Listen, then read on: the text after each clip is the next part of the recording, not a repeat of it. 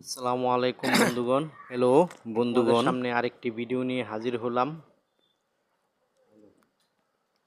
যারা ভ্রমণ পিপাসু তাদের কাছে অবশ্যই ভিডিওটি ভালো লাগবে। আমি এখন আছি দীপঙ্কর মেমোরিয়াল স্টেট। বাংলাদেশের বিখ্যাত পণ্ডিত অতীশ দীপঙ্কর মেমোরিয়াল স্টেটের সামনে।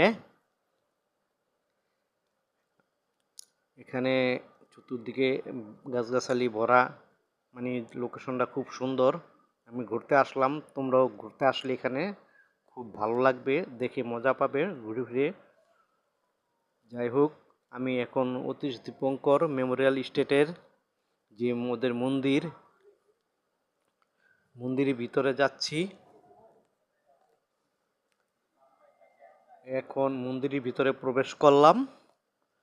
এখানে দেখা যায় যে অতীশ দীপঙ্করের আদলে যে মূর্তি বানানো হয়েছে। এখানে একটা কালো মূর্তি রাখা আছে। এখন আমি তোমাদেরকে পুরো মন্দিরটাই ঘুরে ঘুরে দেখাবো, চতুর্পাশ কোথায় কি আছে।